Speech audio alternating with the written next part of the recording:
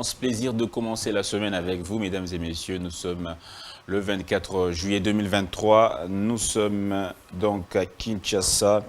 Voici les quelques lignes d'actualité. Aujourd'hui, plus de 700 détenus du centre pénitentiaire de rééducation de Kinshasa, ex-prison de Makala. Ex-prison de Makala, bénéficiaires de la grâce présidentielle, ont été libérés samedi 23 juillet par le vice-ministre de la Justice et garde des Sceaux, M. Tadé Mambou. Construit depuis 1957 avec une capacité d'accueil de 1500 personnes, l'ex-prison de Makala regorge à ce jour 12 166 détenus, dont 9 506 prévenus et 2 660 condamnés. Autre actualité, le président Félix Tshisekedi ordonne le contrôle des ONG internationales soupçonnées de dérives sécuritaires avec des employés ayant un passé militaire. Le chef de l'État dit avoir été saisi par plusieurs rapports qui renseignent une dérive sécuritaire dans le chef de certaines institutions humanitaires opérant dans son pays en employant du personnel expatrié. A noter que la RDC compte à ce jour une centaine d'ONG internationales dont la plupart exercent dans les affaires humanitaires. Cette nouvelle qui bouge la toile, l'ancien bras droit du président Félix Tshisekedi, M. Fortuna Bisselé, est poursuivi pour trahison, atteinte à la sûreté de l'État et propagation de faux bruits. Et depuis samedi 21 juillet en liberté et provisoire, arrêté en janvier 2023 et détenu à la prison centrale de Kinshasa, Bifor est remis en liberté 48 heures après la publication sur les réseaux sociaux de ces vidéos compromettantes avec plusieurs femmes. Les services de sécurité sont soupçonnés d'être derrière cette publication, écrit politico.cd. Dans le même ordre d'idée, la cellule de communication du parti Agir pour le Congo, dirigée par la sénatrice Carole Aguito Amela, porte à la connaissance de l'opinion publique que sa présidente nationale n'est associée ni de loin ni de près à une quelconque entreprise criminelle de dépravation des mœurs. Elle précise que c'est depuis 3 semaines et que la sénatrice Carole Aguito est harcelée par des appels téléphoniques des inconnus agissant en association, se faisant passer pour des journalistes voulant lui soutirer de l'argent. Ces harceleurs anonymes menaçant désormais de répandre sous la place publique des soi-disant vidéos compromettantes de la présidente du parti. La sénatrice a saisi la justice.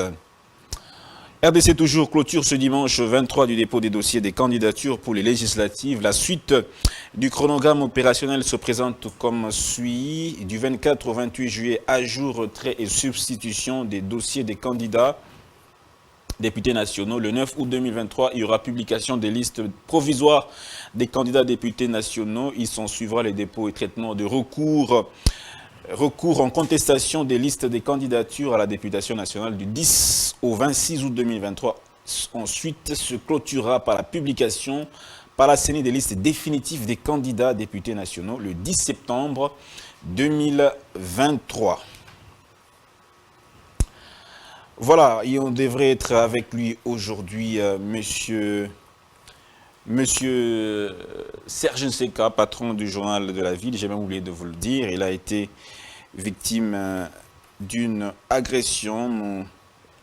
M. Serge Nseka a été victime la nuit du dimanche 23 au lundi 24 juillet d'une attaque criminelle. Les enquêteurs doivent passer chez lui, constater les dégâts. Il va porter plainte contre inconnu.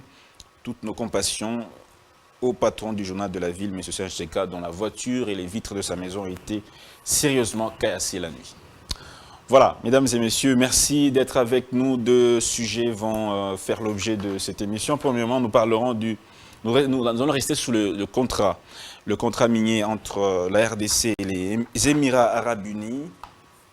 Deuxièmement, nous parlerons des Jeux de la francophonie qui est l'apport socio-économique au pays. Les Jeux commencent dans exactement 3 jours. 3 invités sur ce plateau. Monsieur Patrick Sahel, analyste politique indépendant. Ça fait longtemps que l'on vous a reçu, Monsieur Patrick.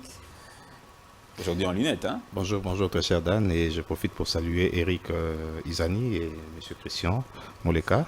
J'ose croire et je sais déjà que ce plateau sera enrichi parce que c'est les crèmes que vous avez invités encore aujourd'hui. Toute ma compassion à Monsieur Serge Seka. Voilà, je crois que la justice va faire son travail, la police aussi. Il va falloir qu'à un moment donné que nous nous sentions à l'aise et très protégés chez nous.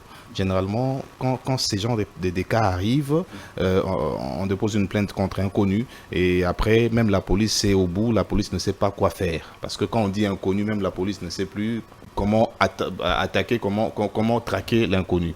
Mettez à la disposition de la police des formateurs qu'il faut, adéquats, et les matériels aussi, parce que pour aller dans un chemin où on ne sait pas qui trouver, on ne sait pas qui on cherche déjà, ça demande beaucoup de moyens intellectuels aussi, des moyens matériels.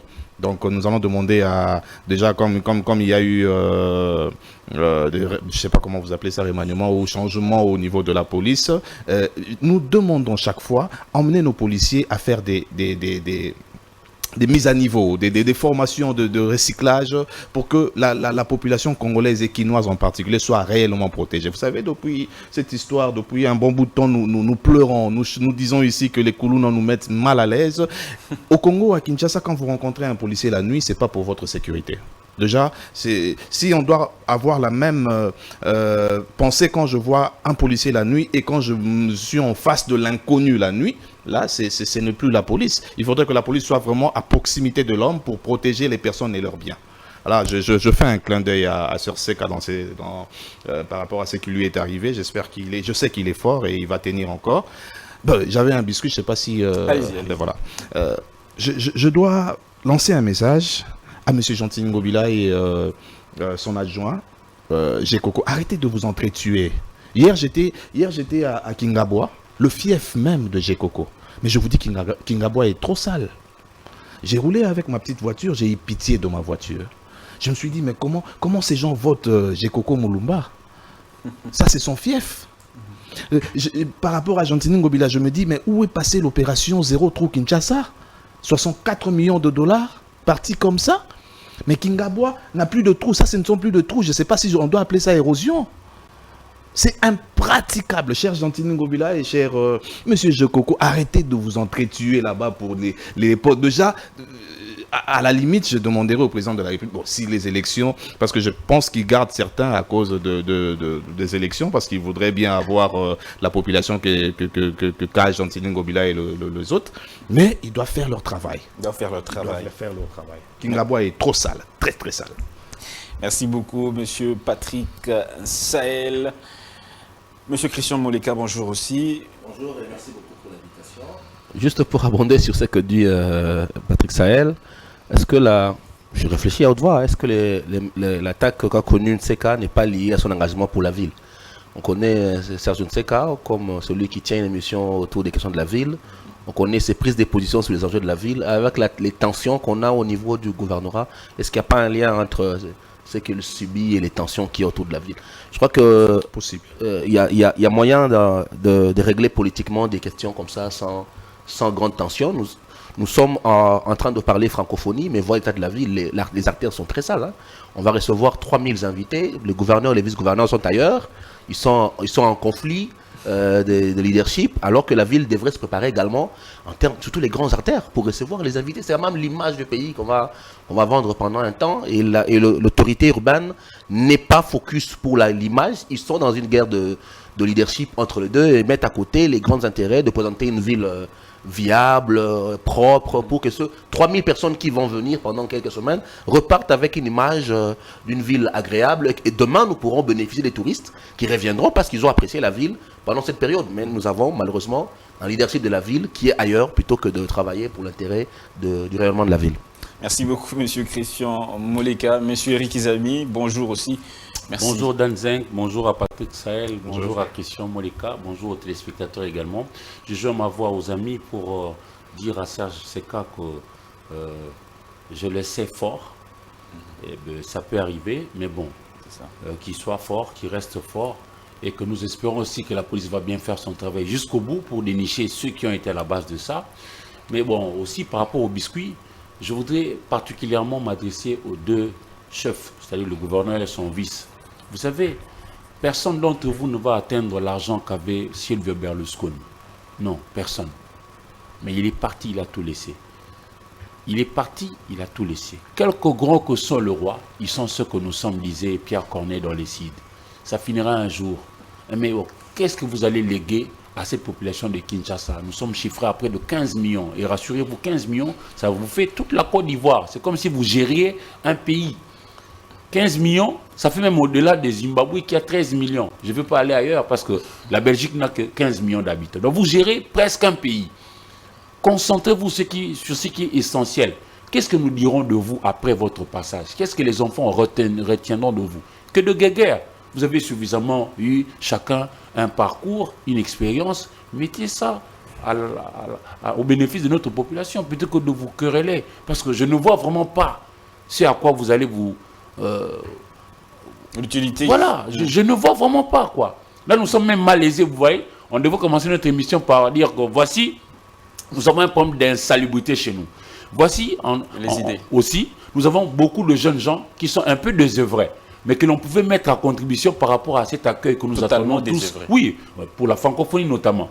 Totalement désœuvrés. Ils sont là matin, midi, soir à ne rien faire. L'oisiveté est la mère des crimes. Pendant que le défaut de l'esprit en est le père. On pouvait même prendre ces jeunes gens-là, leur demander de pouvoir balayer X ou Y caractère, leur donner un petit quelque chose à la fin. On aura résolu le problème et des Koulouna et de l'insalubrité. Pourquoi? Parce que quand on a commencé un travail à partir de 7 h pour s'arrêter à 17 h, on est fatigué, on va prendre son bain, on mange, on regarde un peu la télévision, on reste en famille et puis on va dormir. Quand est-ce qu'on aura le temps de faire le gangstérisme urbain que nous appelons ici les Koulouna? Et ils n'ont pas voulu faire ça. Nous avions déjà rénové le boulevard du 30 juin ici depuis 2008. Il avait été prévu que l'on puisse y planter aussi des arbres. Un arbre de Kinshasa de 2008 jusqu'à aujourd'hui, ça ferait des grands arbres et ça va nous offrir même de l'ombrage. Nous n'avions toujours pas planté des arbres. Ces enfants-là peuvent servir à ça. Ça pourrait aussi servir à embellir la ville.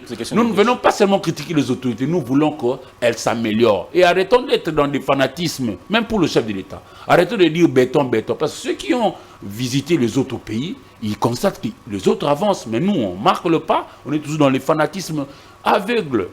Ça ne va pas. Ça ne va pas. Merci, messieurs, pour ce premier tour de parole. On va lancer rapidement le premier sujet. C'est retour sur le contrat minier RDC Émirats Arabes Unis. Je vais planter le décor. Une délégation des Émirats Arabes Unis a signé un accord de 1,9 milliard de dollars avec la société aurifère du sud, du Kivu et Maniema, Sakima en sigle. Cet accord prévoit la mise en place de plus de 4 mines industrielles dans les provinces du Sud Kivu et de Maniema. La Sakima possède des concessions minières contenant de l'étain, du tantal, du tungstène et de l'or. La RDC présente ce projet comme une façon de lutter contre le trafic des minerais au profit des groupes armés et rébellions nombreux dans l'est de la RDC. Afin de certifier l'or exporté, 30 000 mineurs artisanaux ont été identifiés par l'entreprise Primera Gold DRC. Nouvellement créée pour l'occasion, en échange, la société promet un revenu régulier ainsi que l'accès aux soins de santé et à l'éducation pour leurs familles. Ce partenariat représente surtout un signal fort pour le Rwanda. Pour le Rwanda, le président Félix Tshisekedi a souligné lors des cérémonies que le même accord avait été discuté avec les pays frontaliers sans succès. En plus du commerce de l'or, la RDC et les Émirats Arabes Unis souhaitent créer à l'avenir le même partenariat pour le secteur 3T, l'étain, le tungstène et le tantal. Monsieur Patrick Sahel, je commence avec vous, je vous donne 5 minutes. Quelle est votre lecture de ce contrat signé par le gouvernement congolais et les Émirats Arabes Unis? Un très bon contrat, juté d'ailleurs, mais qui porte en son sein le grain de son autodestruction, si vous voulez. Parce que vous venez de citer aussi, parce que au mois de juin 2021, le président a passé le même accord avec le Rwanda. Il vous souviendra, il a dit l'accord gagnant-gagnant. Oui, je vais arriver. Les discussions étaient en cours, mais le contrat était de 10 ans. Le contrat avait été signé. Oui, il fallait que le Rwanda, l'or de la RDC soit raffiné au Rwanda. Le contrat a été déjà signé. Aujourd'hui, nous passons à un autre contrat. Vous savez, Dubaï, les Émirats arabes par Dubaï, c'est le plus grand marché de l'or au monde. Le plus grand marché. C'est-à-dire, nous sommes allés maintenant pour créer un autre Gécamine. C'est-à-dire que c'est comme Mobutu a fait avec la Gécamine, Fachi est en train de le faire avec Sakima. C'est-à-dire, au sud Kivu, il y aura 2 mines industrielles. Quand on parle de 2 mines industrielles, c'est-à-dire il y aura des écoles pour les travailleurs, il y aura les centres de santé pour les... L'espérance de ça respectée parce que... C'est ça le contrat. Parce que le contrat est de 25 ans avec Dubaï. Okay. Le contrat est de 25 ans. C'est-à-dire que nous sommes allés pour emmener d'abord de l'emploi aux gens qui vivent au sud, Kivu et au Maniema. Ils auront de l'emploi, il y aura des centres de santé, des hôpitaux. Vous voyez, c'est-à-dire que même les provinces d'à côté, à un moment donné, les Kassaïens allaient travailler à Lubumbashi parce qu'il y avait la Gécamine. Oui, jusqu'à aujourd'hui d'ailleurs. Là aussi, on va avoir des gens qui viendraient d'ailleurs pour travailler à Sakima. La question de l'insécurité ne va pas déranger. Mais déjà, quand ils emmènent l'école, quand ils emmènent la santé, ils emmèneront aussi la sécurité. Il vous souviendra qu'à Miba, il y a ce qu'on a appelé les blondos. Les gens qui assuraient la sécurité à la Miba. Ils sont là. C'est-à-dire que la ville aussi sera vivable. Parce qu'il y a même des expatriés qui viendront travailler à Sakima. Mais le fond du contrat, c'est ça le problème. C'est-à-dire que 4 mines industrielles, 2 au sud Kivu, 2 au Maniema. On amène du travail, on amène l'école, on amène la santé, on amène la sécurité. Mais qu'en est-il du premier contrat avec le Rwanda? C'est là, parce que certaines choses, il faudrait voir avec l'œil nationaliste ou patriote. Parce que c'est les gens de contrat qui emmènent la guerre aussi au pays. Le Rwanda va se dire, on avait un contrat de 10 ans, comment est-ce que vous avez fait pour arrêter ce contrat et maintenant vous allez vers le miracle? Alors que le premier contrat avec le Rwanda, moi je n'étais pas d'accord avec. Il n'est pas abrogé. Je ne sais pas, le président va nous dire parce que moi je ne connais pas les tenants et les aboutissants. Mais déjà nous avons un deuxième contrat, ça signifie que le premier contrat a été abrogé. Le deuxième contrat, c'est le contrat que nous aimons. C'est le contrat qui me fait plaisir. Je dis coup de chapeau à Félix Tshisekedi parce que au moins là, le social aura son sens. Parce que Sakima va avoir plus de 30 000 trésors artisanaux qui seront pris en charge. Vous voyez un peu. Oui. Ouais. Ça c'est le bon. Le Congolais va dire, finalement, le côté social de Tshisekedi, il a réussi. Juste dans le Sakima, dans le Maniema et le Sud Kivu. Mais bien sûr, aujourd'hui, si on parle de la Gécamine, si on parle de la Miba... Faut-il que ce contrat soit respecté, M. Patrice? Mais bien. L'avenir nous renseigne qu'il y a des contrats que nous avons signés. On va prendre même le contrat, le fameux contrat qui a fait bruit sur la place publique, le contrat sino-congolais, avec beaucoup de tapage, beaucoup de surfacturation. La partie chinoise n'a déboursé qu'une infime partie. Quelles sont les chances que ce contrat soit... Vous savez, aujourd'hui, Tshisekedi, quand il est arrivé, il a donné un ton. C'est pas pour rien qu'on parle aujourd'hui de Alingeti ici, Alingeti là-bas. C'est-à-dire, hier, quand le contrat de Sikomine était signé, vous savez comment ça se passait avec le régime qui est passé. Je ne voudrais pas entrer dedans pour ressortir le côté sombre. Mais... aujourd'hui, Tshisekedi a quand même un œil regardant par rapport à tous ces contrats. Mais le problème, c'est aussi les gens qui entourent Tshisekedi. Ces gens-là qui veulent toujours être là où il y a l'argent. Ces gens-là qui, après, on va dire qu'il y avait un conseiller de Tshisekedi qui est passé par là, il a pris l'argent. Maintenant, il faut dire au président de la République, vous allez vers votre deuxième mandat, si seulement il sera voté pour un deuxième mandat. Alors, donnez-nous l'espoir d'avoir un bon président. C'est-à-dire, les gens qui sont autour de vous, ça c'est de bons contrats. Aujourd'hui, quand on signe un contrat dans ce domaine minier avec un aussi grand pays où les Émirats, ça c'est même pas un pays, c'est, comment on les appelle, c'est un royaume ou je sais pas comment. Voilà. Vous voyez? Un assemblage de... ouais. Le monde entier a les yeux braqués sur la RDC. Au moins, parce que le contrat avec le Rwanda disait ceci. L'or de la RDC doit être, comment on dit, suivi.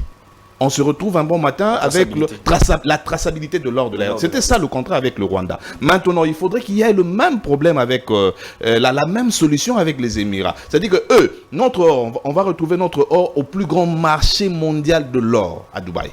On dira, ça c'est l'or de la RDC, tracé.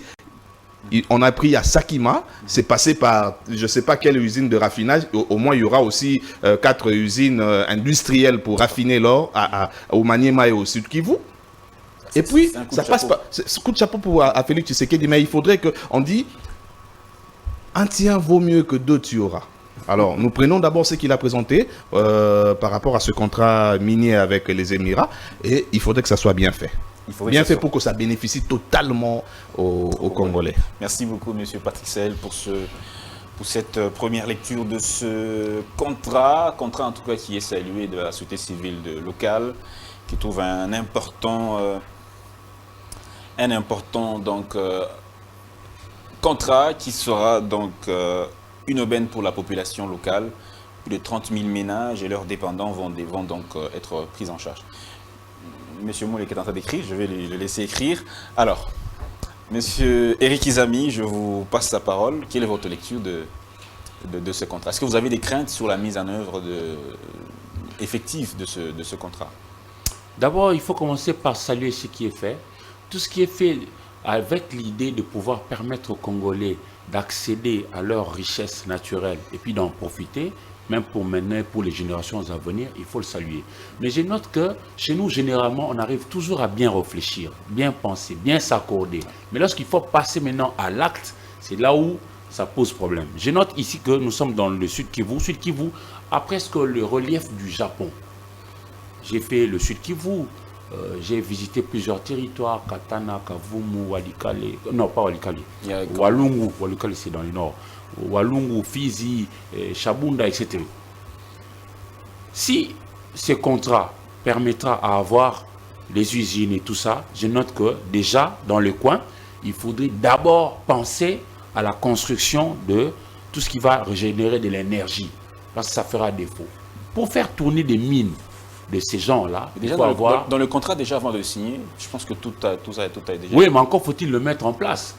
La GECAMINE a eu la chance de bénéficier du courant de Ingra avec le transfert qui est arrivé jusqu'au niveau de l'espace Katanga, qu'on appelait autrefois Chaba.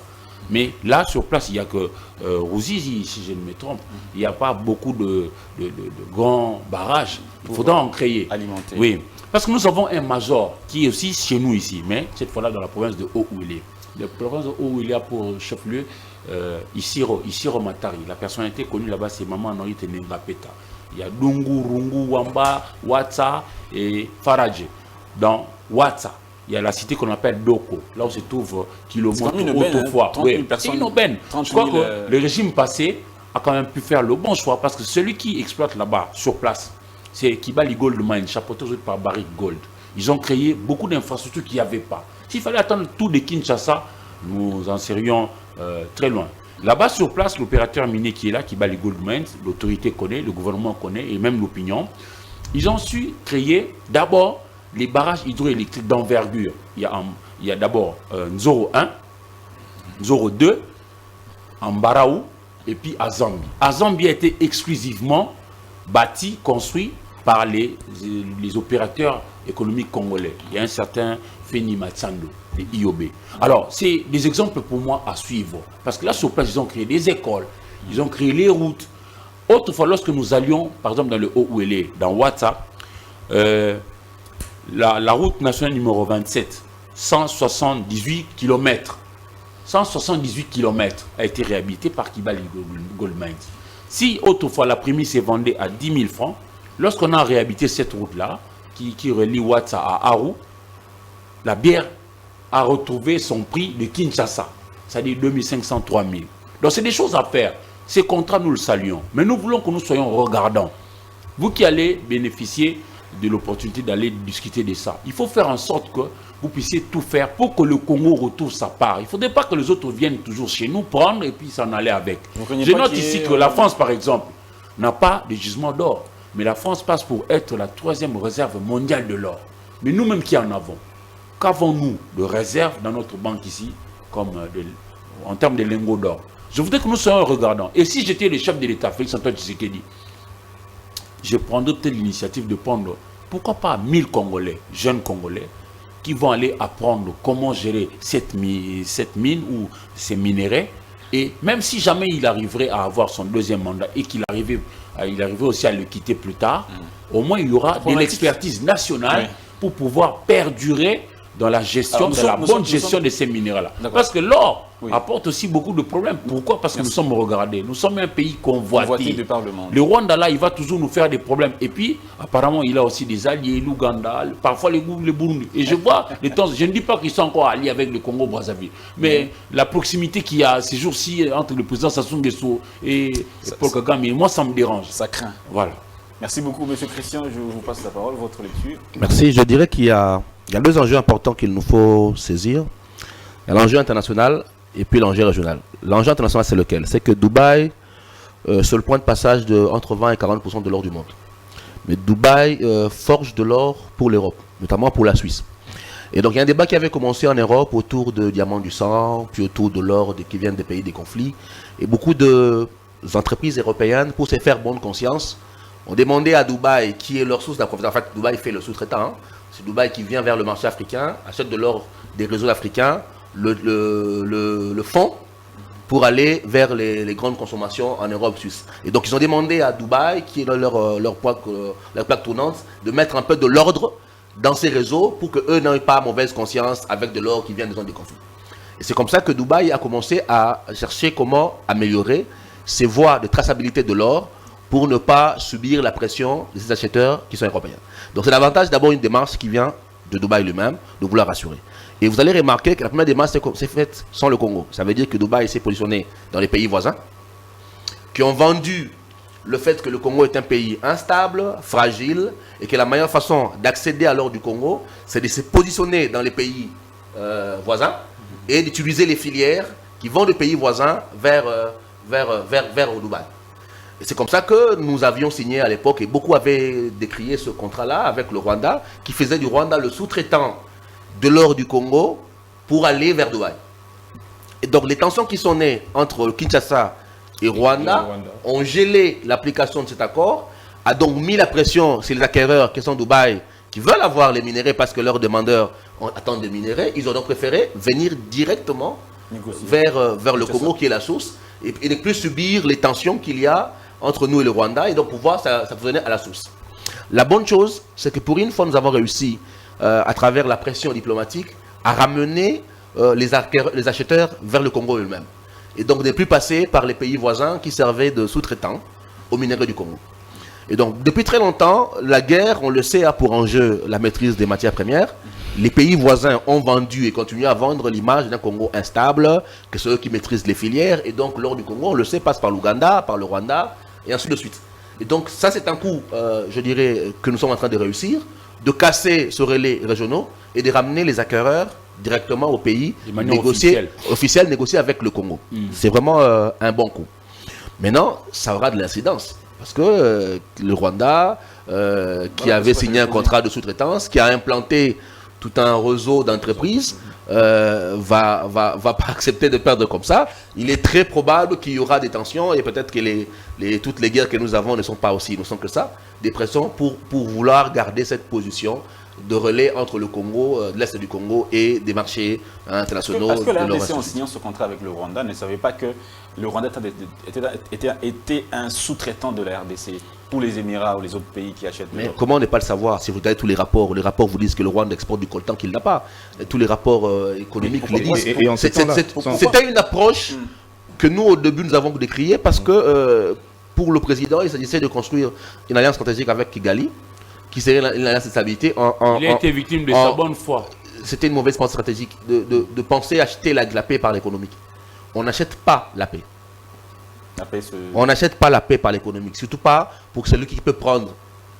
Quand vous pensez le lui donner, il peut prendre. Donc il n'a pas intérêt à avoir plus cher. Donc on n'achète pas la paix. Cette approche de vouloir acheter la paix par l'économique n'était pas une approche. On a perdu en temps, on a amené une guerre aujourd'hui. Et donc aujourd'hui, changer d'approche, c'est une bonne solution de se remettre en question et d'aller vers une approche qui fait que directement, les entreprises viennent au Congo et peuvent discuter avec les Congolais eux-mêmes. Et là, nous gagnons davantage que si nous continuons à sous-traiter par les pays voisins. Maintenant, ça pose un autre problème. C'est que l'argument de base utilisé par les pays voisins, c'est l'instabilité. L'entreprise s'installe, oui, le Congo est instable. Un pays qui n'est pas crédible. Une instabilité créée aussi par eux. Y compris. Pour justifier le fait que... L'entreprise va s'installer au Sud Kivu, au Maniema. Oui. Je vous rappelle que Banro, qui était installé au Sud Kivu et au Maniema, a fermé. A suspendu depuis 2019 sa production pour cause d'insécurité. Il y avait d'enlèvement des travailleurs, notamment à Maniema, avec des milices locaux, les milices Maïmaï de Maniema, qui ont enlevé les travailleurs de Banro, et Banro a décidé en 2019 de fermer boutique. Je rappelle quand même que tous les rapports attestent que sur entre 120 et 140 groupes armés que nous avons au Congo, la moitié des groupes armés se trouve au Sud Kivu. Donc sur le 120 et 140 groupes armés, la moitié c'est au Sud Kivu. Donc l'entreprise va s'installer dans une ligne de zone. Le Sud Kivu est plus insécure que l'Ituri. Effectivement. Oui, le Nord Kivu. Mais prenez les mappings, les rapports existent. Prenez le baromètre sécuritaire du Sud Kivu, qui existe, qui est un rapport produit par Ebouteli. Lisez les rapports, vous verrez que sur le 140, entre 120 et 140 groupes armés que nous avons, la moitié, 50% des groupes armés se trouvent au Sud Kivu. Le triangle de la mort, le triangle de Mwenga, tout le monde connaît de quoi on parle. La crainte, c'est que ce contrat soit émorné. La crainte, c'est qu'ils viennent, qu'ils rencontrent la problématique sécuritaire que Banro a rencontrée et pour laquelle Banro a fermé, et que ça conforte à long terme la position des pays qui disaient que nous vous avons dit que c'est un pays instable et fragile, donc venez chez nous plutôt que d'aller là-bas. Donc si au bout de quelques temps, l'entreprise rencontre les mêmes problèmes que Banro, qui était dans l'or, également dans l'or, au Sud Kivu, à Kamituga et à Maniema, à Namoya, et que l'entreprise était appelée à fermer comme Banro, eh bien ça conforterait le discours entretenu par les voisins que les Congolais soient incapables d'assurer la sécurité intérieure. Donc oui, il y a un enjeu. Il y a un enjeu important régional qui est celui de reconstruire la paix en coupant les réseaux de minerais qui passent par les pays voisins, de reconstruire l'image du pays que nous sommes assez crédibles pour recevoir des grands projets. Mais il y a un défi. Qui est censé assurer la sécurité? L'État congolais. L'État congolais. Quand je parle de groupes armés, c'est l'État congolais. Nous avons mis en place un programme PDDRSS avec Tony Mwaba. On connaît comment évolue ce programme, qui est d'ailleurs piloté au haut niveau du chef de l'État. Donc il y a cette question-là qu'il faut régler. Mais si on parle toujours de l'or, l'or c'est pas seulement le Sud Kivu et le Maniema, l'or c'est aussi le Haut-Ouélé et l'Ituri. Mais pourquoi le gouvernement n'est pas dans une logique de réhabilitation des entreprises de l'État, comme Okimo? Nous avons des privés, c'est vrai, qui viennent en partenariat. Aujourd'hui, c'est un projet également des partenariats publics-privés. Mais la suite des partenaires publics-privés a tué Gécamine. Hein. On a pris la même approche plutôt que de relancer l'entreprise d'État, d'aller vers des approches de privés. Gécamine n'existe plus. Alors qu'on a des entreprises d'État qui évoluent dans le même secteur, qu'on aurait pu utiliser également à renforcer. Et je parle d'Okimo, Kilomoto, dont il a fait allusion. Donc oui, c'est bien d'ouvrir le partenariat à des privés qui amènent les capitaux, qui vont certainement faire des travaux. C'est bien de veiller à ce que la dimension sécuritaire soit prise en compte, mais c'est bien aussi de relancer les publics, le secteur public avec Okimo, qui est l'un des fleurons de l'État, un paratatique qui a longtemps travaillé dans l'or et qui aujourd'hui a beaucoup de difficultés. Donc c'est une problématique importante. Et je crois que le président a certainement, son cabinet a certainement compris que la recherche de la paix pour le Congo n'a pas que des approches militaires.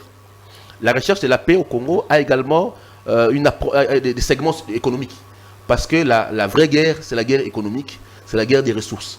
Et donc en apportant des réponses économiques, telles que celles qu'on est en train d'apporter là, on participe également à ramener la paix. Parce que, qu'on ne se voile pas la face, beaucoup de groupes armés sont alimentés par les pays voisins parce qu'il faut maintenir un minimum de fragilité dans la région et permettre à ce que le circuit économique ne tourne pas vers Kinshasa, mais tourne vers le pays voisin. Et donc la majeure partie des réseaux est entretenue pour créer une sorte de no man's land où l'État n'existe plus et permettre à ce que nos minéraux passent par les pays voisins. Maintenant, si nous prenons conscience que la réponse économique demande également un retour de l'État, donc aux côtés des contrats qu'on signe, il faut que l'État revienne sur ses missions régaliennes, notamment en termes de sécurité. Ce qui ne sera peut-être pas une chose aussi simple à faire en un clin de temps. M. Patrick Sahel, le décor planté par M. Christian Muleka laisse présager quand même que ce contrat risque d'avoir des difficultés à être mis en œuvre. C'est vrai, je risquerais d'avoir des difficultés, mais entendre mon très cher Christian Muleka, on comprend que Dubaï serait aussi un sous-traitant, c'est-à-dire que l'or qu'on prendrait de la RDC, Dubaï finirait entre les mains de ceux qui utilisaient le Rwanda pour s'aimer l'insécurité. C'est le même schéma maintenant c'est le Rwanda qui est écarté. C'est-à-dire, quand le Rwanda est écarté, c'est ces mêmes personnes, pour sécuriser leurs affaires, ont l'obligation de sécuriser aussi la RDC. La sous-région qui était détruite par le Rwanda, emmenait la guerre, parce que le Rwanda ne pouvait pas entrer directement, avoir de l'or, il fallait créer des guerres. Les milices, vous savez comment ils opéraient là-bas, c'est-à-dire qu'ils peuvent arriver à 200, et 150 ont le devoir d'aller dans les mines, et c'est seulement 50 qui tirent et qui créent la panique. Vous voyez, maintenant ces impérialistes, moi je les appelle comme ça jusqu'aujourd'hui, c'est-à-dire qu'ils ne passent plus par le Rwanda, ils vont passer directement par Dubaï. Ils vont passer par Dubaï pour avoir l'or de la RDC. C'est-à-dire pour sécuriser leur économie, ils ont besoin de sécuriser la sous-région aussi. Ils n'ont pas le choix. Mais il y a quelque chose qui me fait peur, au fait. Parce que quand je lis le contrat, cher Christian, je me rends compte que le contrat de 25 ans, ils ont, j'ai noté quelque part, ils ont signé un contrat d'exclusivité de 25 ans avec la RDC. C'est-à-dire, c'est qu'on a pu voir avec la Gécamine dans le temps. Il y avait la Gécamine, mais il y avait aussi des artisans. Comme à Sakima. Les orpailleurs. Oui, ça ne va pas se passer ainsi. C'est-à-dire que ils sont là 25 ans, personne, et alors personne ne pourra aller dans les mines s'il n'est pas de Sakima. C'est quand même en danger. Parce que tout le monde ne va pas travailler à Sakima. Et il y a la vieille qui a ses enfants au coin là-bas qui peut se nourrir on a vu ça, et c'est comme ça que ça se passe là-bas. Mais aussi, Maniema est une province enclavée. Je ne sais pas si vous connaissez. Pour aller au Maniema, à part l'avion, je ne sais pas s'il y a un autre moyen.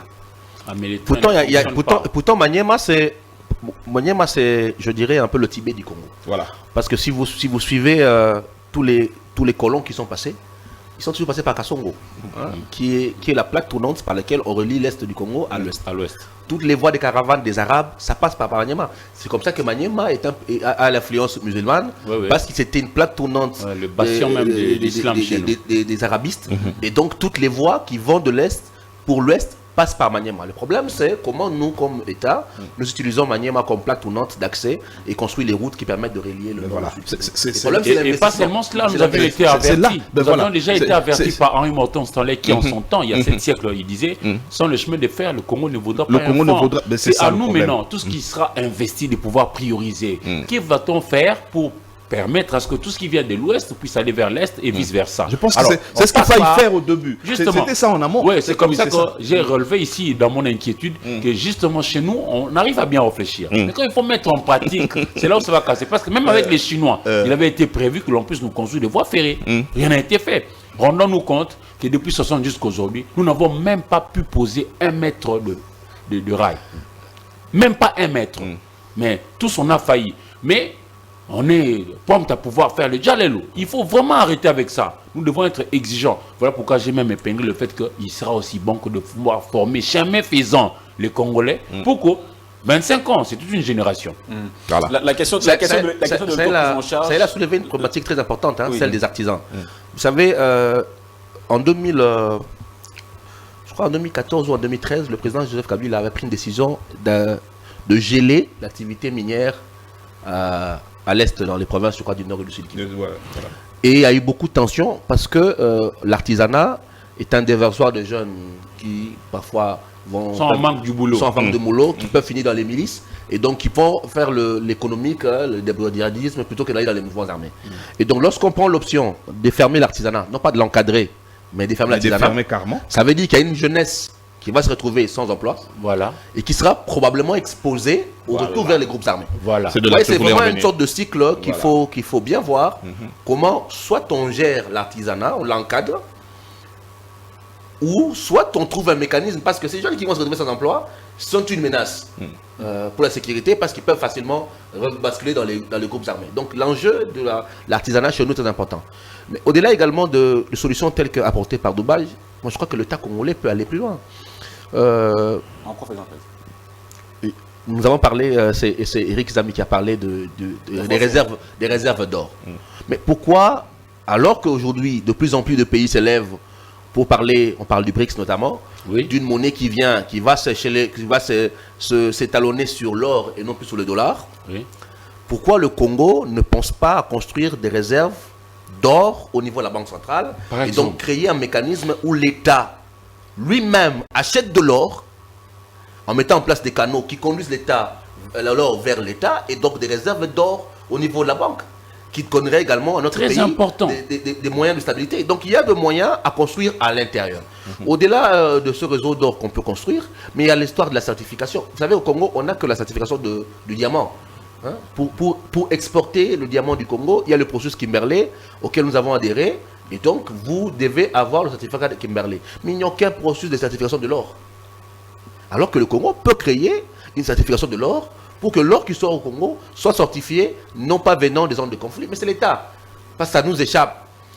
Que l'État réfléchisse également et approfondisse la réflexion sur des mécanismes de certification de l'or, de sorte qu'on peut avoir de l'or qui sort du Congo, mais bien certifié et bien contrôlé, et ne pas uniquement dépendre des initiatives qui viennent de l'autre. Parce que quand Dubaï vient sur base d'un agenda qui n'est pas l'agenda congolais. Non. Ah oui. Qui est un agenda de Dubaï. Des Émiratis, oui. Maintenant, c'est à nous de savoir nous positionner pour mieux gagner dans cela. Mais au-delà de l'agenda extérieur, qui est porteur de beaucoup de sous-dossiers que nous ne mettons pas toujours, il est toujours utile d'avoir... Mais dans le contrat, vous semblez plus insister sur l'or, mais dans les matières qui sont censées être exploitées, il y a l'étain. Mais ça viendra après. Le premier contrat, c'est d'abord l'or. C'est ce qui est signé. Parce que oui, c'est dans le 25 ans. Dans le 25 ans. C'est d'abord l'or. Mais le comble, c'est aussi quand on nous parle de ce contrat d'exploitation, cher Christian, cher Eric. Mais vous savez, dans les matières des mines, ou ici, ce qui est pris en exergue, c'est l'or. Avant le contrat d'exploitation, il y a d'abord ce qu'on appelle le contrat d'exploration. Exploration d'abord. Mais on en est où avec le contrat d'exploration? Est-ce qu'on a signé le même contrat avec Dubaï ou c'est le même contrat d'exploitation qui englobe le tout? C'est ça le problème avec la RDC. C'est-à-dire qu'on va vite en besogne. Au lieu d'emmener Dubaï venez ici, on va d'abord faire un contrat de prospection si vous voulez. À quel niveau vous allez exploiter, trouver d'abord où est-ce qu'il y a des gisements d'or importante pour que on évalue ce que nous avons. Et puis on va voir. C'est là qu'on devait commencer.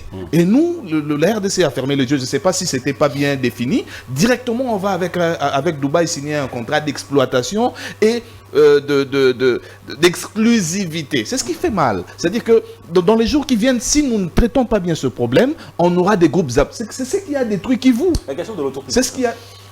C'est ce qui a détruit le Kivu, c'est ce qui a fait qu'aujourd'hui à l'est du pays, on a plusieurs groupes armés parce que chaque fois qu'on interdisait à ces jeunes gens-là d'aller dans les mines, ces jeunes gens devenaient des potentiels candidats à la rébellion.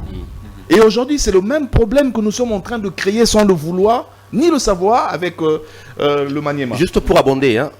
On peut lire l'histoire de la guerre de l'Est du Congo d'un point de vue économique. Le maréchal Mobutu, parmi les décisions qu'il va prendre pratiquement à la fin de son mandat, c'est libéraliser l'exploitation de l'or. Il casse le monopole d'un groupe juif, que beaucoup doivent connaître, et a ouvert le marché vers la libéralisation. C'est l'une des raisons de la guerre que nous avons à l'Est. Mouzé prend le pouvoir, Mouzé signe un contrat avec American Field Global, l'entreprise située à Kansas, chez Clinton. Amphi. Là encore, des contrats d'exclusivité d'exploitation qui ne seront pas respectés plus tard et qui vont conduire à nouveau à une zone de stabilité à l'Est. Aujourd'hui encore, nous parlons de nouveaux contrats d'exclusivité. J'espère que dans 5 ans, nous ne reviendrons pas, puisqu'on aura répondu sécuritairement à ce genre de contrat, sachant que dans les passés, le fait de rompre des contrats exclusifs nous a ramenés dans la guerre. Et ça, c'est une lecture que le Congolais doit faire. Nous sommes réputés comme un État qui ne respecte pas ses contrats et qui a tendance, après avoir signé, de récuser les contrats. Donc nous signons aujourd'hui pour 25 ans, c'est bien beau, mais si nous nous mettons dans une logique de récusation parce qu'on aura mal signé au bout de 5 ans, chaque 5 ans il est très probable que nous revenions comme sous Amphi ou sous Idi Daimon, sous le maréchal Mobutu, à des zones de stabilité dans l'Est et liées également contre les qu'on avait été floués, c'était des contrats léonins. C'est pourquoi il est toujours utile de bien regarder quand nous signons, parce qu'au Congo, parfois, quand nous signons, nous sommes dans le court terme. Et comme la pression sécuritaire semble être l'élément le plus important du contrat aujourd'hui, il est très probable que lorsque les sécuritaires sera peut-être largement passé, que nous nous rendions compte qu'économiquement, il y avait de quoi à redire. Parce que fondamentalement, le coût ici est un coût sécuritaire qui vise à répondre à une question conjoncturelle, qui est le Rwanda, et qui n'est pas forcément un coût à vocation économique qui vise à long terme à voir le sous-terme du contrat. Donc ce double regard-là peut nous rattraper dans le futur. Voilà, ce double regard peut nous rattraper dans le futur. Mais est-ce que la RDC un jour peut-elle se prendre en charge elle-même, dépendre des autres États dans l'exploitation, l'exploitation des matières premières, être autonome, les industries de, comment dire, l'or, on fait comment? Le raffinage. Le raffinage de l'or. On peut un jour arriver à cela. Mais oui, largement possible. Mais encore faut-il que nous apprenions à être sérieux. Nous, notre problème, c'est situé à ces niveaux-là.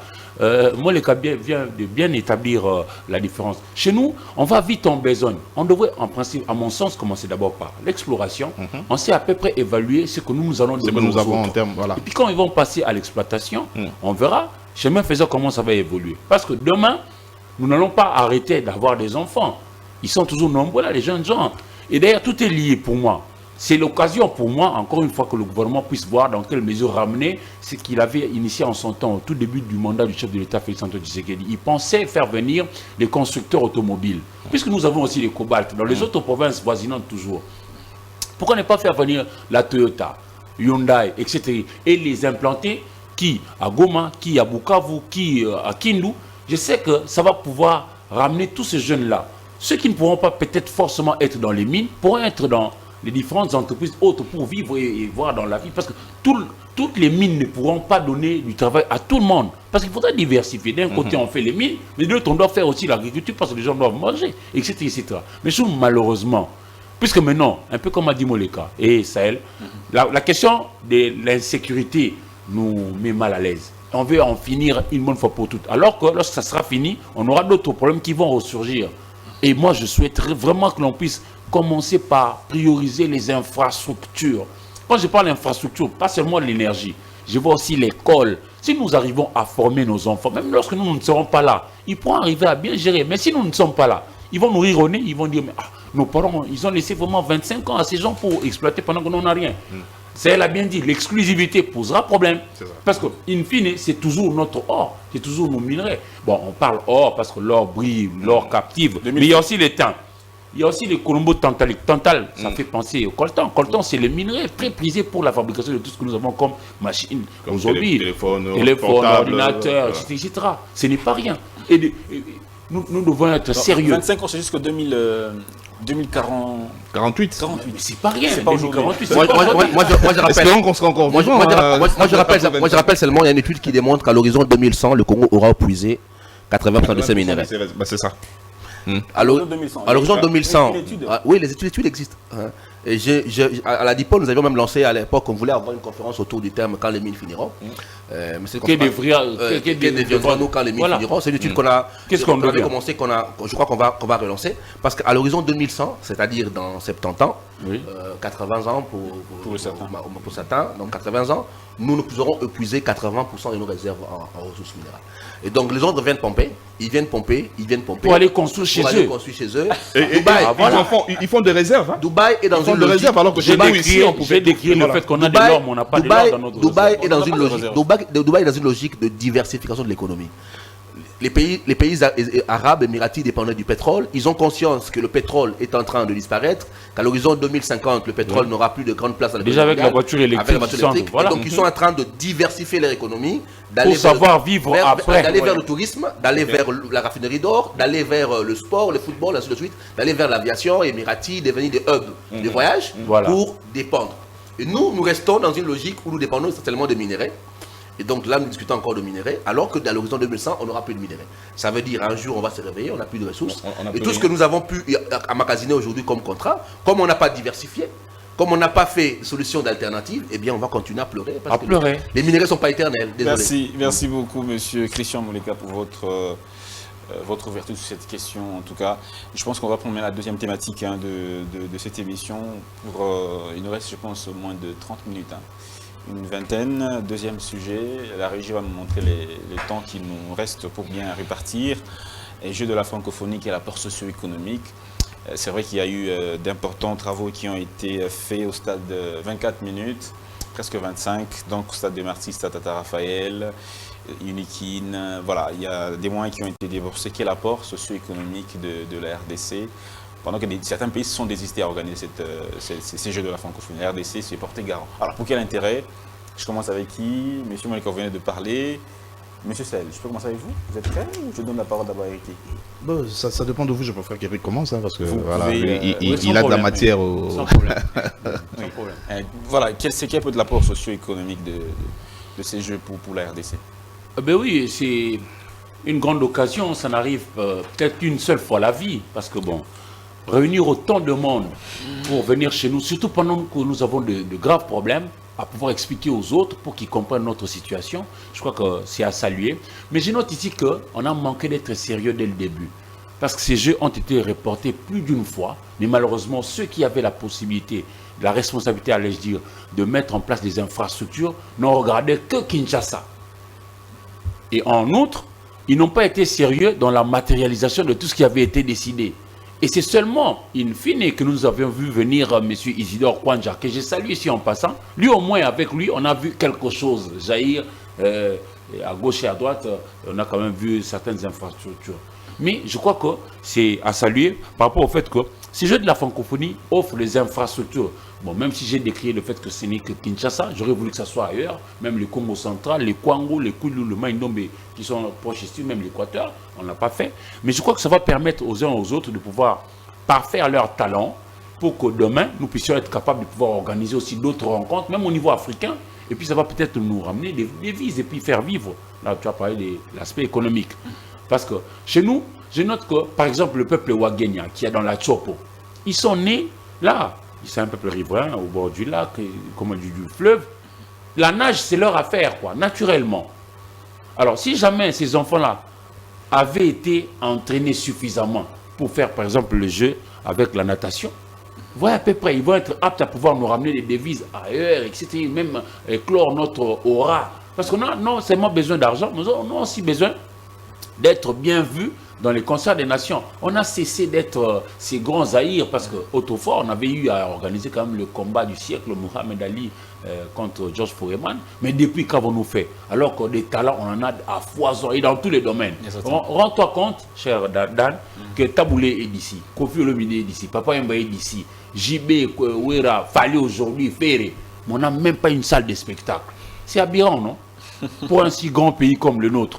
Rentrons maintenant dans les sports. Pareil, le stade de Père Raphaël de la Quiétude de Rio. Combien de fois a-t-on lancé des modèles, comment on appelle ça, de période de réhabilitation? Plusieurs fois, mais ça n'arrive toujours pas jusqu'au bout. Mais cette fois-là, je crois qu'on doit diversifier. On doit le faire, pas seulement pour Kinshasa, mais même pour l'arrière-pays. Parce que nous avons vocation d'être un pays leader. D'accord. Nous avons vocation d'être un pays leader. Commençons par être sérieux et je crois que ça va aller. Ça va aller. Monsieur Sahel, Cher Dan, quel est votre point de vue? Est-ce qu'il y a vraiment un apport socio-économique? faute de temps. Si vous avez le temps. Il a fallu qu'il y ait cet apport socio-économique, mais laissez-moi un peu. J'ai eu très mal au cœur quand j'ai entendu Eric parler de Papa Wemba. Vous savez les gens qui arrivent, hein, ils savent qu'ils viennent dans le pays de Papa Wemba. Oui. Ils savent qu'ils viennent, ils voudraient bien voir Kanda Kanda, là où Papa Wemba, Molokai. Là, je prends l'aspect touristique. Dans quel état c'est ils viennent, ces gens-là, ils voudront aussi voir Monsieur Kasavubu, le premier président. Vous savez qu'il est très sale, le rond-point Kimpwanza. Le président Kasavubu, c'est comme s'il ne s'est baigné pas de sa vie. Vous avez vu ce qui se passe? C'est-à-dire que le côté touristique, ces gens-là viendront voir, ils viennent dans le pays de Lumumba, le pays du maréchal Mobutu. Ils voudraient bien aller voir Kawele. Franchement. Monsieur le ministre du Tourisme, est-ce qu'il savait qu'on organisait la francophonie ici? Plusieurs fois reporté. C'est aussi une occasion de vendre autrement la RDC. Positivement alors. Malheureusement, c'est la première fois que je vois les Jeux de la francophonie être organisés quelque part sans qu'il y ait un village de francophonie. Il n'y en a pas ici chez nous. C'est vrai, quand on a repoussé la francophonie d'une année, on a dit on n'était pas, ça devait se passer l'année passée. On a dit nous ne sommes pas prêts, donnez-nous une année. Ils ont accepté, ils ont donné une année. C'est vrai, ils sont arrivés, ils arrivent, les touristes arrivent. Nous attendons plus de 3000 athlètes et les touristes aussi. Les touristes aussi. Ils voudront bien voir la relique de Lumumba. Vous avez vu dans quel état est On s'en occupe même plus. C'est-à-dire qu'il lui fallu que le côté sécurité, le côté touristique soit pris en charge. Propriété de la ville. J'ai ouvert cette émission, quand je prenais la parole, j'ai parlé de la guerre entre Ngobila et l'autre. Hier, je revenais de Kingabwa. Mais ceux-là qui arrivent, ils ont aussi besoin de manger le poisson. Ils savent qu'ici au Congo, nous avons un fleuve poissonneux. Ils voudront bien faire un tour à Kingabwa. Dans quel état ils trouveront les rues de Kingabwa? Franchement. Donc parce que les aujourd'hui, quand va débuter la francophonie, le 9e jeu de la francophonie, le monde, parce qu'on ne parle pas seulement du monde francophone, le monde entier aura le regard tourné vers la RDC. Je crains qu'ils comprennent ce que nous savons de la RDC. Des médias internationaux qui seront là pour vendre l'image. Surtout qu'eux ne viennent que pour prendre le côté qui boite. Ils vont vraiment, ils seront bien servis malheureusement. Donc, à voir comment les choses se déroulent, on a plus réhabilité les infrastructures sportives, mais presque la ville n'a pas été prise en charge. Non, le gouverneur est rentré dans la guerre avec son fils. Moi, je veux juste rappeler une date qui va peut-être nous interpeller. C'est que le Congo a déposé sa candidature pour le jeu en 2019. Donc, on avait 4 ans pour... C'est-à-dire qu'en 2019, déjà, on se disait être prêt. Lorsque nous déposions le dossier en 2019, ça supposait que nous nous disions que nous avions un minimum d'infrastructures pour recevoir les Jeux. Voyez-vous, nous a alignés en 2021, parce que le Canada s'est retiré, Mondial s'est retiré en 2021, et nous avons eu de 2019 à 2023 4 ans, de 2021 à 2023, 2 ans pour faire les Jeux. Mais voyez, nous sommes au dernier jour, on est encore là à finaliser les travaux, même si on dit 80% est prêt, ça veut dire qu'on n'a pas fini. Alors qu'on livre l'infrastructure 3 mois avant l'ouverture des Jeux. Donc, mais voilà, c'est comme ça que j'ai dit, nous devons apprendre à être sérieux. Il faut que nous, quand même, nous remettions en question en termes de capacité de planification. Un projet porté en 2019, se supposait qu'en termes de planification, nous avions une planification qui nous disait qu'on est capable de le recevoir en 2021. Et imaginez si on n'avait pas reporté les Jeux. Parce qu'on l'a reporté 2 fois. 2 fois. Si malgré les 2 fois, on est encore loin du compte. On court derrière le niveau organisation. Et voyez, comme le gouvernement a été mis sous pression, tout s'est concentré essentiellement sur l'organisation matérielle du jeu, infrastructure et tout le reste. Et donc les autres aspects n'ont pas capté l'attention du gouvernement parce qu'ils couraient derrière les échéances en termes d'infrastructure. En termes de mobilisation de la ville pour préparer les Jeux, les Congolais pour participer aux Jeux, on n'a pas l'appropriation du jeu. On n'a pas eu le temps de travailler parce qu'on était sous pression en termes d'échéance, d'infrastructures déjà livrées. Donc, peut-être qu'après les invités, on aura le temps de discuter sur ce qui s'est fait, mais nous avons raté peut-être l'opportunité de mieux vendre les pays. Maintenant, en termes de retombées, oui, il y a 3000 visiteurs qui viendront, ça veut dire qu'ils seront logés. Ils vont consommer, ils vont manger, c'est des vis qui vont circuler. J'espère qu'on va profiter pour vendre les matchs. Vous savez, dans beaucoup d'aéroports, si vous descendez, vous avez à l'arrivée, ne fût-ce qu'un petit dépliant qui vous vend la ville. Voilà. Bienvenue à Kinshasa ou bienvenue au Congo, avec des lieux où on peut réellement visiter. Nous n'avons même pas une carte de visite du pays, on ne l'a pas. Est-ce qu'on a une carte postale? Les gens qui vont rentrer, ils vont rentrer avec quoi? Nous avions un marché d'œuvres d'art, Wenzami Keko. Mise à mal. Qu'on a nous-mêmes cassé, on allait jeter derrière l'immeuble royal. Où est-ce que les touristes vont aller s'acheter des souvenirs du Congo? Bien triste. Oui, c'est cette dimension-là de parmi les sites, je crois que la personne qui s'est bien rodée là, c'était le DG de l'Académie des Beaux-Arts. Oui, heureusement qu'ils iront à l'Académie. Heureusement qu'à l'Académie, fait l'honneur de Henri Kalamba, ils pourront trouver... Il s'appelle Henri Kalamba, il n'y a pas l'Académie des Beaux-Arts, les autres universités sont des poubelles, il faut qu'on se le dise. Bon, à l'IEC, il y a un travail qui a été fait de qualité également par l'ancienne communauté. Si vous passez à l'IEC, vous savez quand même qu'il y avait des choses qui avaient bougé. Le problème, c'est d'abord le leadership, mais c'est un problème de ressources. L'État ne donne que le minimum pour le paye des personnels et tout ce qui est fonctionnement ne vient pas. Nous achetons nous-mêmes nos papiers, vous savez comment ça fonctionne chez nous. Et donc, tout ce qui est accompagnement en termes de fonctionnement ne vient pas. L'État se contente de payer l'essentiel, à savoir le personnel, pour qu'il ne grève pas. Pour le reste, l'État ne donne pas assez de moyens. Donc, il peut y avoir des retombées socio-économiques en termes d'abord de devises qui entrent, en termes d'image pour le pays, certains en rentrant... Un bel auditoire également pour plaider notre cause, pour que les autres aussi écoutent. Exactement. Donc le jeu, c'est... Il y a ce qu'on appelle en sciences politiques la géopolitique des jeux. Le jeu, c'est un élément de diplomatie. Oui. Donc c'est à nous de savoir utiliser les jeux comme élément de diplomatie pour mieux nous vendre, pour casser le mythe d'un Congo instable, je le dis ici. Oui. On a toujours vendu pour beaucoup le Congo, parce que quand vous regardez les médias internationaux, quand on montre le Congo, on ne montre pas les success story, on montre les villages des réfugiés, les camps des réfugiés, on montre la guerre, ainsi de suite. Les inondations des Calais, de couvrir une autre image du pays qu'ils ne voient pas dans la télé parce que nous n'avons pas nous-mêmes à vendre des Congo international, et donc ça peut être pour nous l'occasion d'attirer demain des touristes. Alors il est possible qu'à l'avenir la RDC organise une grande activité sportive internationale. On va commencer par les plus simples. On va prendre la CAN ou le CHAN. Est-ce qu'on a vu le Cameroun organiser, la Côte d'Ivoire? Ces pays sont plus avancés que nous? Est-ce que nous ne pouvons pas nous... En termes d'organisation. Non, ils sont plus sérieux. Notre problème, c'est le sérieux. Notre problème, c'est le sérieux. C'est l'homme. C'est le sérieux et la planification. Qui veulent être dans la bonne dynamique. Quelques têtes qui veulent être dans la bonne dynamique, soutenir le chef. Parce que tous ceux qui avaient été nommés avant, quand il fait de tous les millions qu'ils ont pris, je rappelle ici que $1 million américains, quand vous l'avez et que vous l'utilisez par jour, $100 américains, vous mettrez 27 ans et 3 mois pour un seul million. Mais combien de millions a-t-on sorti de nos caisses ici? Le Congo, nous sommes les champions du monde des choses au dernier moment. Vous voyez, le pape vient jusqu'à la veille. Voilà. Même pour les dépôts de candidature, mon frère. Il faut faire vite. Même pour les dépôts de candidature pour la CENI, là. Les gens sont venus seulement à la fin. La planification, c'est vraiment... Je ne sais pas pourquoi. Vous savez pourquoi les Canadiens, pratiquement, ils ne viendront pas au nombre qui était prévu? Imaginez que dans des grands événements, les athlètes doivent s'acclimater et prendre connaissance du terrain au moins 3 semaines avant. Mais chez nous, ici, le terrain sera rendu à la veille même de... Ils ont raison. C'est-à-dire qu'ils ne sont pas professionnels. Mais même nos athlètes, à nous, quand ils sont arrivés pour s'entraîner au stade des Martyrs, le ténoncier ou le gérant, comment vous appelez, le DG du stade a dit non, le stade est fermé, allez vous entraîner à Ntsélé. Vous connaissez un endroit où les athlètes peuvent s'entraîner à Ntsélé? Mais si déjà nous ne savons pas préparer nos propres athlètes, on s'attend à quoi? Le problème du Congo, comme Eric a dit, c'est l'homme. La matière primaire. Oui. Primaire, l'homme. Oui.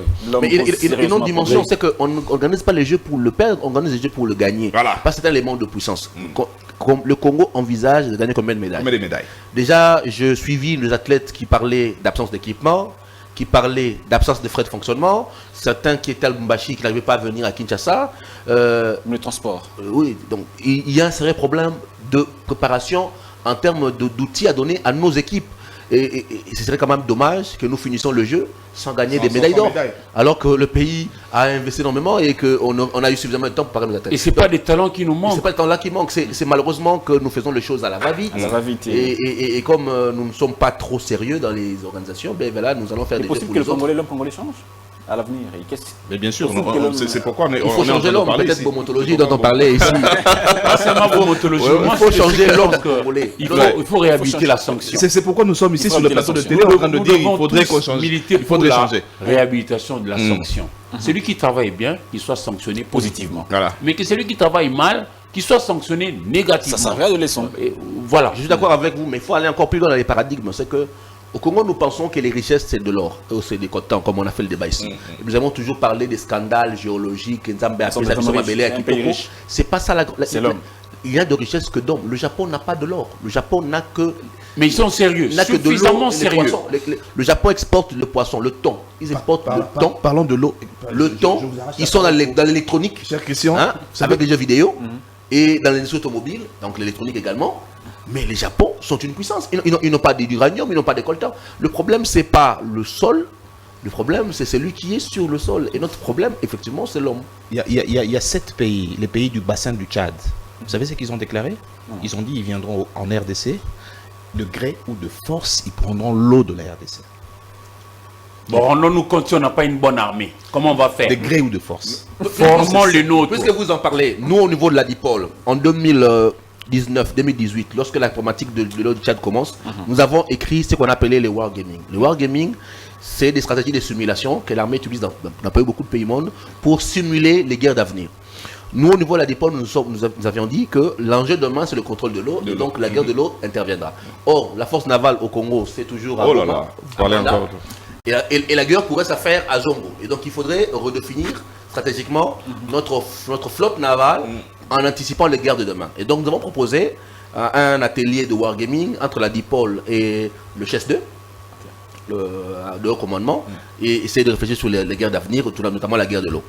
J'ai écrit personnellement au général Kibongé, la lettre est entrée, à l'époque c'est lui qui dirigeait le GES2, puis on nous dit non, le GES2 il faut voir le ministre de la Défense lui-même, nous écrivons au ministre de la Défense à l'époque, le général Mbala, puis après quelques temps, d'abord c'était Toumba, puis après quelques temps on met chef d'état-major plutôt, c'était Toumba, puis quelques temps on met Mbala, et puis Mbala vient, tout change, et l'étude que nous voulions faire de wargaming n'a jamais été faite.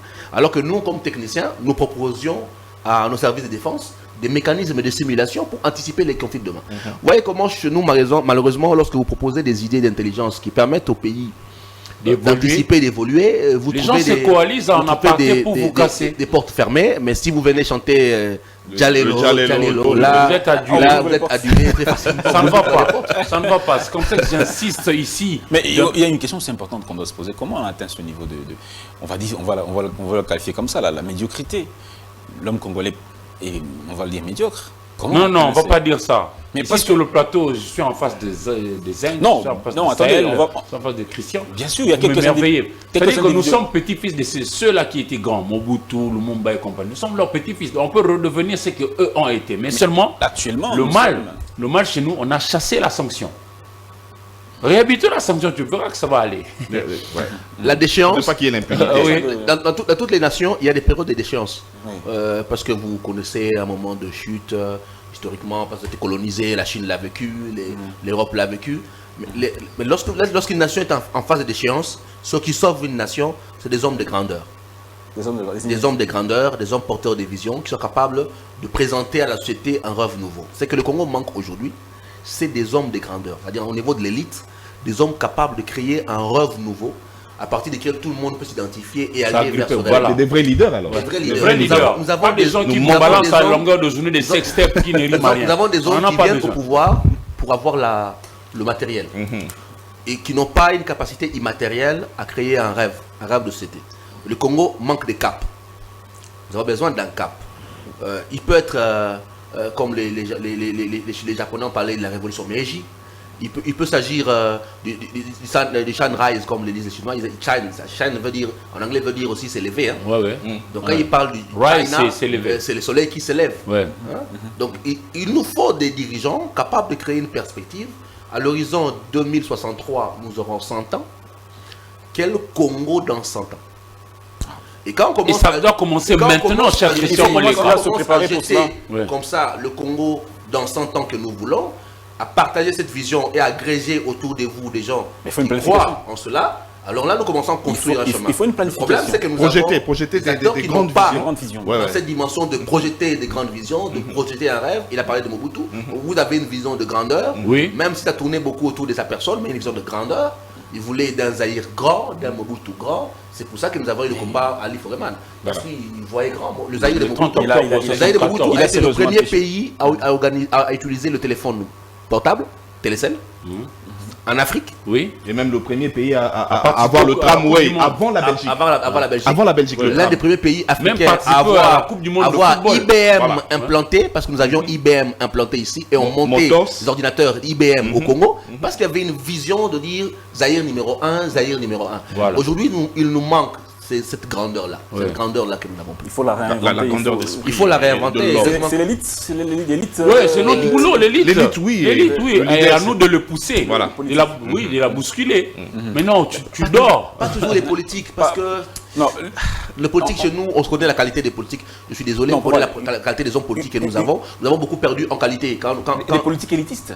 Oui, mais nous avons beaucoup perdu en qualité. Vous savez, quand on parlait d'hommes politiques dans les années 90, on peut leur 80 plutôt, 70-80, on peut leur reprocher l'éthique, mais en termes de qualité, vous aviez Kamanda qui vous faisait un débat de haute portée. Des hommes haut placés. La fameuse affaire contentieux belgo-congolais. Vous aviez des hommes capables de se tenir devant des discours. tenir un débat.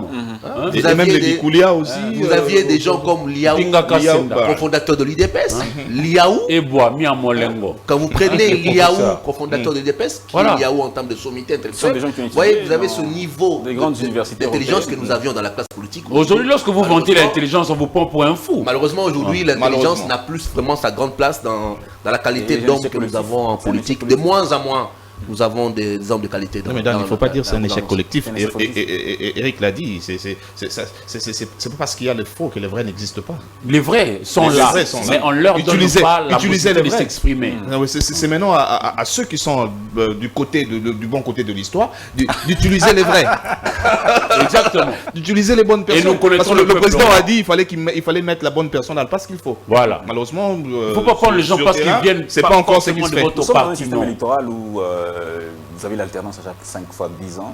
Est-ce que il y a quand même l'espoir avec les élections que nous avons? Oui. Le système électoral, est-ce que vous pensez que l'enracinement de la démocratie, oui, mais on ne bâtit pas un pays seulement parce qu'on a fait les élections. On bâtit un pays par le travail. Chez nous, malheureusement, aujourd'hui, les gens veulent gagner, mais a priori, ils ne veulent pas donner de leur sueur.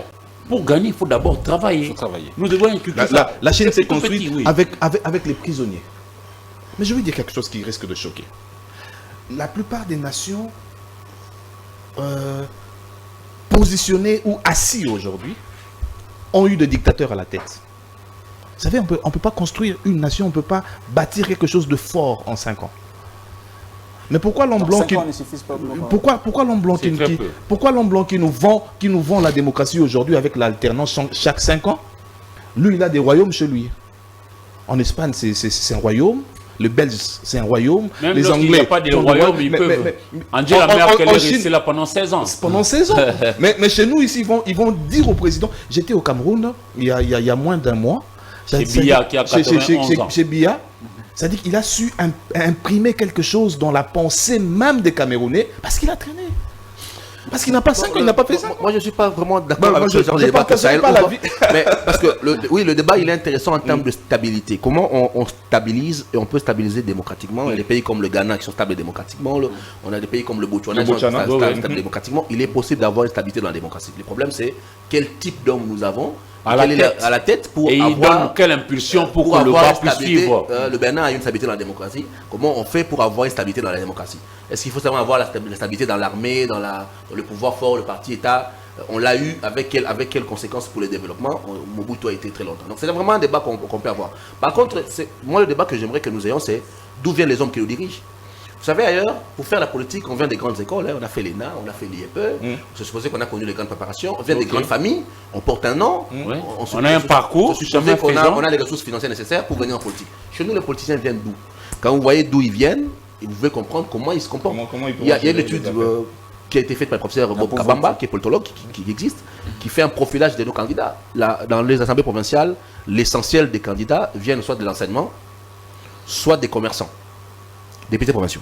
Ça veut dire que quand vous avez essentiellement des enseignants et des commerçants qui forment les enseignements provinciaux chez nous, ça veut dire des gens qui n'ont pas eu de contact avec les sociétés de l'État, des affaires publiques, il ne faut pas attendre à avoir des institutions stables. Donc le problème, c'est les critères que nous mettons. Aujourd'hui, il suffit d'avoir 10 ans d'expérience professionnelle et tu viens postuler. Et puis la population chez nous, comme il n'est pas suffisamment formé, voilà, il choisit comme il choisit, et puis vous avez tous ces gens au Parlement, il ne faut pas attendre d'eux d'avoir de la qualité, parce que les trajectoires, il n'y a pas. Mobutu avait tenté de mettre en place l'école Makanda Kabobi pour disposer des cadres pour former en amont et puis pour venir prester après.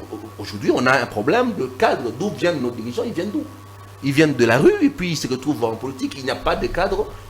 Priorité, ils cherchent à avoir une maison, une voiture. Ils viennent s'enrichir en politique. Tomber dans la dérive, ils vont commencer à faire des santé financière.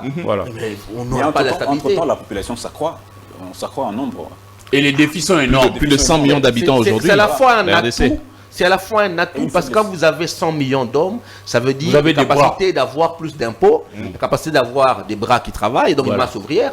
Mais quand on n'a pas d'élite, on est assez nombreux, ça pose problème. Mais le problème, c'est l'élite. L'élite a toujours été une infime partie d'une pyramide large à la base. Donc notre problème, c'est l'élite, c'est les gouvernants, et il nous faut trouver ces hommes-là capables de porter une vision et de traîner, de tirer cette masse-là, quels qu'en soient les nombres. Hein. Nous sommes à 100 millions comme l'Égypte aussi à 100 millions, l'Éthiopie aussi à 100 millions, mais là-bas, il y a quand même l'élite. Une infrastructure qui vers le haut. Alors pour finir, Monsieur Sahel, un petit Ben, je suis très heureux de participer à cette émission. Merci. Belle émission avec Merci beaucoup, monsieur. Merci, moi également. animateur de taille. Merci beaucoup, monsieur Eric Gizani. Merci à tous d'avoir participé à cette Le émission. Congo ira de On se mieux en retrouve. mieux, qu'on le veuille, par le travail. De mieux en mieux par le temps. J'étais tenté de dire amen.